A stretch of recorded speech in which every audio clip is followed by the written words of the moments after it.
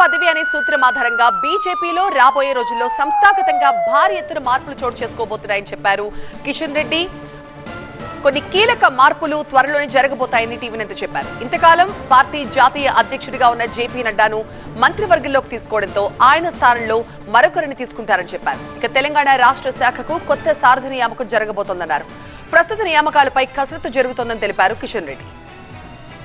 పూర్తి వివరాలు మా అసోసియేట్ ఎడిటర్ మహాత్మా అందిస్తారు.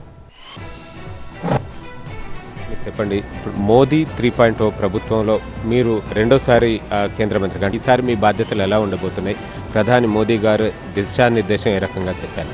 మోడీ గారు మంత్రివర్గంలో ఎవరైనా మంత్రి అయితే అది బాధ్యత కింద ఉంటుంది, అకౌంటబిలిటీ ఉంటుంది. మిగతా దగ్గర అకౌంటబిలిటీ ఉండదు.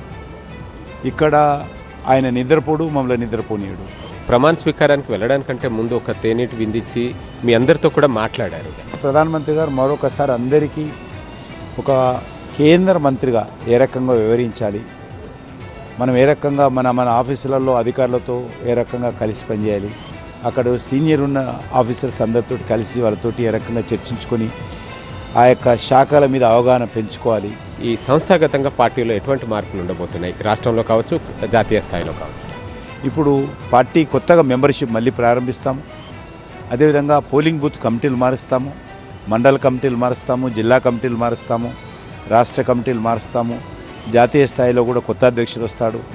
ఎందుకంటే జాతీయ స్థాయి అధ్యక్షుడు గౌరవనీయులు జగత్ ప్రకాష్ నడ్డా గారు ఈరోజు మంత్రివర్గంలో చేరారు.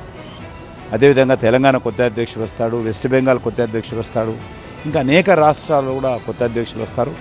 పూర్తిగా రానున్నటువంటి రోజుల్లో సంస్థాగత మార్పుల మీద, సంస్థాగత పటిష్టత కోసం, సంస్థాగత లోపాలు సరిదిద్దడం కోసం, కొత్త వాళ్లకు బాధ్యత ఇవ్వడం అనేటువంటి కార్యక్రమాలు చాలా పెద్ద ఎత్తున జరగబోతున్నాయనే విషయాన్ని కూడా ఈ సందర్భంగా మనవి చేస్తున్నాను.